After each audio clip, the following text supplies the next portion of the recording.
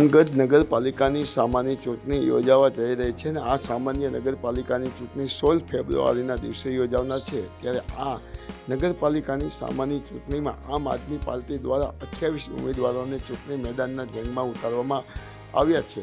ત્યારે થાનગઢ નગરપાલિકાના ward number 7માંથી Amitbhai Makwana, જેમનો ક્રમ નંબર છે 2, અને જયશ્રીબેન રાઠોડ, તેમનો ક્રમ નંબર છે 4, મંજુલાબેન દિલીપભાઈ, તેમનો ક્રમ નંબર છે 8, શિવાભાઈ કુંભાણી હુવા, જેઓનો ક્રમ નંબર છે 13, જેઓ નગરપાલિકાની સામાન્ય ચૂંટણી વોર્ડ નંબર 7માંથી લડી રહ્યા છે। અમિતભાઈ મકવાણા જેઓ દલવાડી સમાજના આગેવાન છે અને અગ્રણી છે, પણ મોભી છે।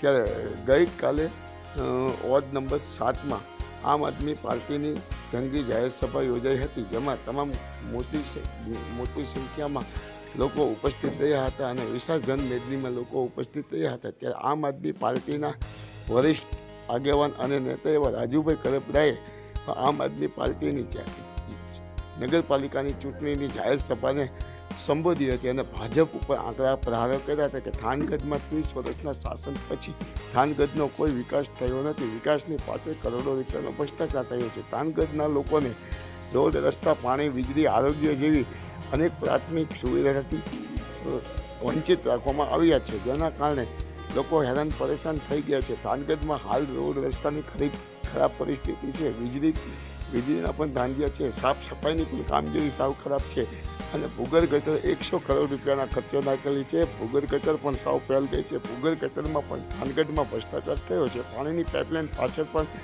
મોટો ભ્રષ્ટાચાર થયો છે। થાનગઢની અંદર નગરપાલિકાની સામાન્ય ચૂંટણીમાં જો આમ આદમી પાર્ટીનો વિજય થશે તો આમ આદમી પાર્ટી દ્વારા થાનગઢમાં રોડ, રસ્તા, પાણી, વીજળી અને આરોગ્ય અનેક પ્રાથમિક સુવિધાઓ જનતાને પૂરી પાડવામાં આવશે।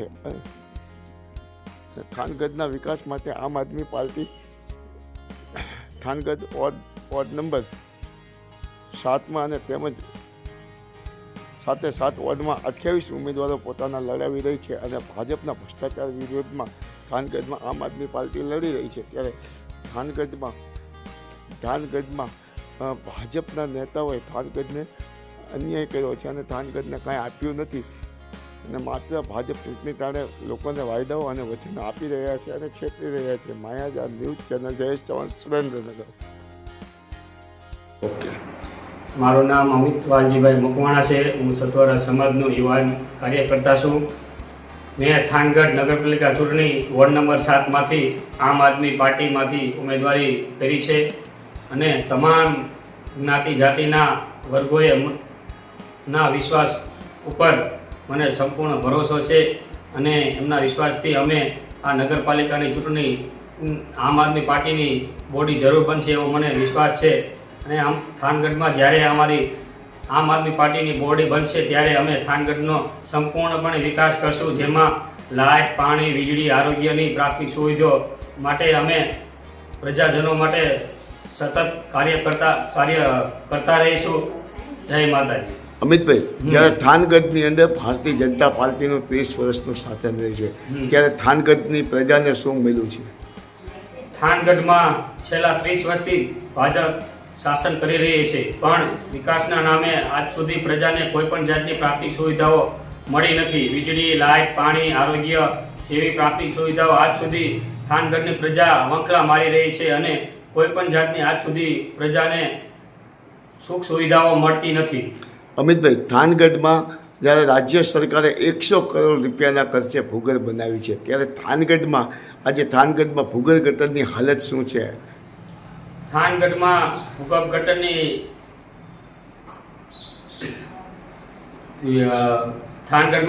ગટરની સ્થિતિ અત્યારે સંપૂર્ણપણે ભૂગર્ભ ગટરની યોજના સાવ ફેલ ગઈ છે।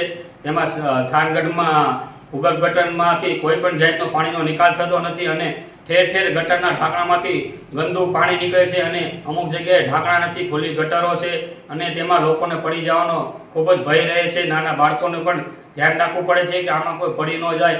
ગંદકી થાનગઢમાં ભૂગર્ભ ગટરમાંથી સંપૂર્ણપણે ફેલ ગઈ છે।